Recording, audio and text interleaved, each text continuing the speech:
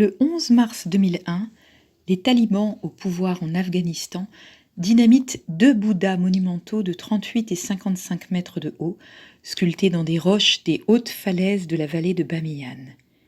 Disparaissent alors des œuvres d'une valeur universelle, témoins de l'extraordinaire vitalité de l'art bouddhique de cette vallée, située sur la route de la soie et ouverte à toutes les influences indiennes, grecques et romaines. En nous expliquant les conditions de cette destruction irrémédiable, les larmes coulaient sur les joues de notre guide du musée Guimet. Il y a plus de larmes versées sur la terre qu'il n'y a d'eau dans l'océan, disait Bouddha d'ailleurs. Alors comment nous consoler ? Peut-être en faisant survivre la mémoire de ces sculptures monumentales. C'est ce que Pascal Convert a proposé en photographiant l'absence. Ces 15 panneaux photographiques nous immergent dans un panorama classé au patrimoine mondial de l'UNESCO, nous permettant de mesurer sa grandeur, sa valeur et sa fragilité.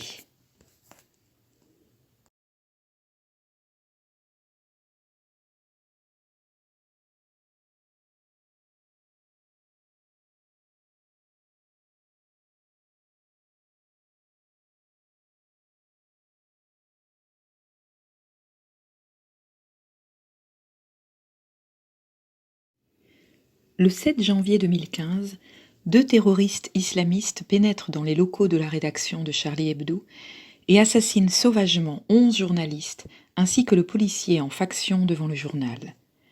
Motif de leur crime, commis au nom d'Allah, la publication de caricatures du prophète Mahomet. Le dessinateur Cabu fait partie des victimes. 3 ans auparavant, il s'interrogeait sur son métier de caricaturiste et sur les cibles de la caricature. Le titre de sa caricature de 2012 semble indiquer qu'a priori, on peut rire de tout, donc caricaturer n'importe qui ou n'importe quoi. Mais le dessin montre que certains refusent cette liberté de caricaturer. Cabu les représente comme des manifestants au visage agressif et aigri. Il se moque de leur manque d'humour et par ricochet de leur intolérance. Certes, la caricature est satirique et donc souvent blessante pour celui qui est caricaturé. Pourtant, en France, elle est le symbole de la liberté d'expression accordée aux journalistes par la loi de 1881, ce que résumait aussi parfaitement le dessinateur assassiné en 2015 en disant « Ni les religions et leurs intégristes, ni les idéologies et leurs militants, ni les bien-pensants et leurs préjugés ne doivent pouvoir entraver le droit à la caricature, fût-elle excessive. » La seule limite donnée au droit à la caricature est l'interdiction de la discrimination et de la diffamation, conformément aussi à la loi de la liberté de la presse. Quant au caractère provocateur de la caricature, il n'est pas répréhensible par la loi, comme l'indique un arrêt de la Cour européenne des droits de l'homme en 1976 qui dit « La liberté journalistique comprend aussi le recours possible à une certaine dose d'exagération, voire même de provocation. » Charlie Hebdo est un journal qui va délibérément aux limites de la liberté d'expression.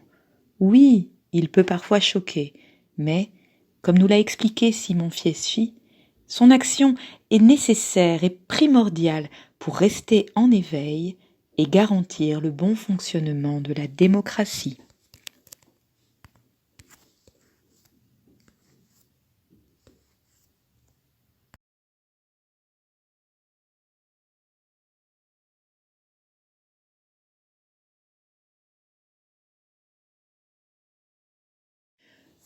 Renald Luzier, dit Luz, est un caricaturiste de presse et auteur de bande dessinée français, né le 7 janvier 1972 à Tours.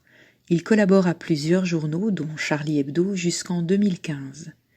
Le 7 janvier 2015, jour de l'attentat contre Charlie Hebdo, Luz arrive en retard au journal.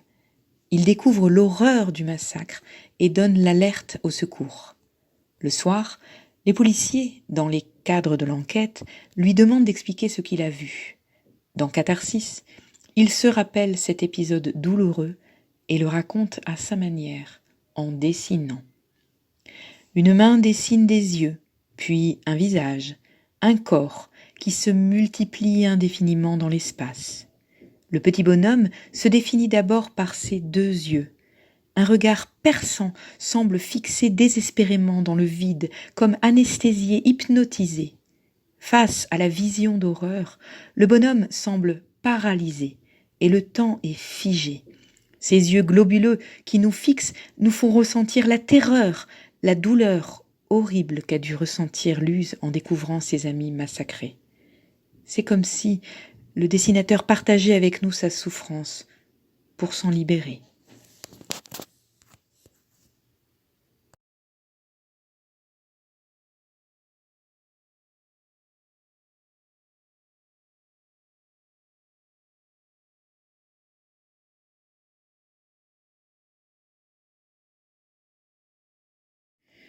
Le jour de son anniversaire, le 7 janvier 2015, Luz arrive en retard au journal Charlie Hebdo.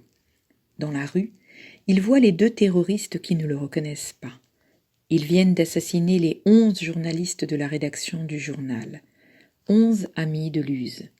Sans savoir encore l'horreur qu'il va découvrir, Luz voit les 2 terroristes s'en aller peu discrètement, assumant leur acte bruyamment, en faisant une incantation divine et en tirant des balles en l'air.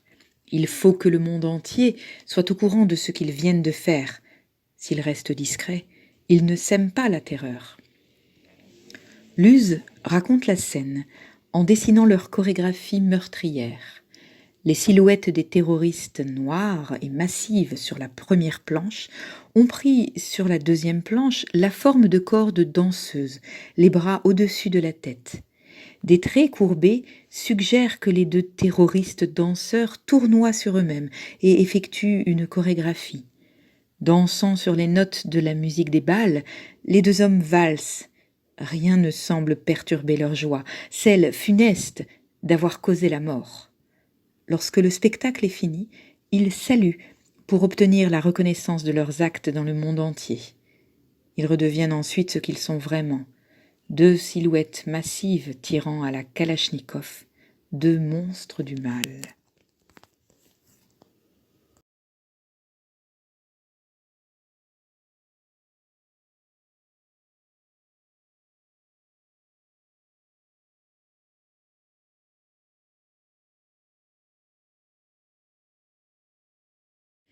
Que voyez-vous ? Impossible de ne pas voir d'abord un astronaute. Et pourtant, ce n'est pas le cas. Ce qui est sûr, c'est que ce personnage blanc semble se fondre dans le noir avec un regard absent.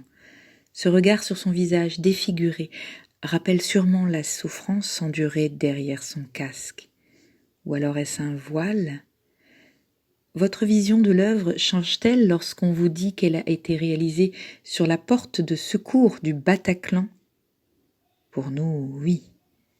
Ce bonhomme, qui ne tient pas sur ses jambes, pourrait être celui ayant assisté au massacre du Bataclan, et ne serait à présent plus qu'un souvenir. Que voyez-vous ? Un astronaute, un fantôme ou juste un homme ?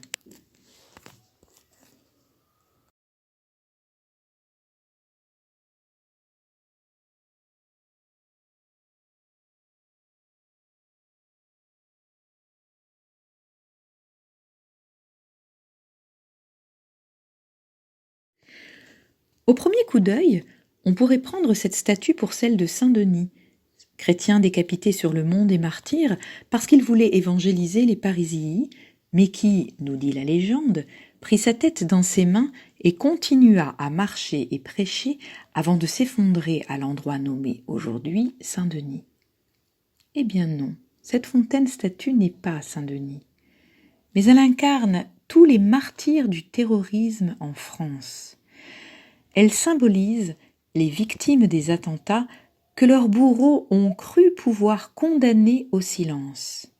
Or, la bouche de la statue est ouverte, elle parle. Le terrorisme ne l'a pas réduite au silence.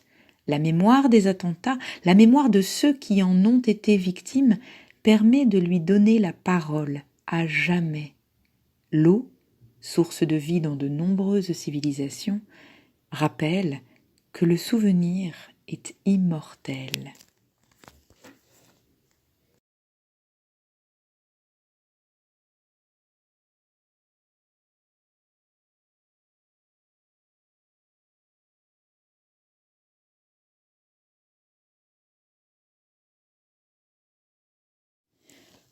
L'œuvre s'organise en 2 périodes séparées par un silence.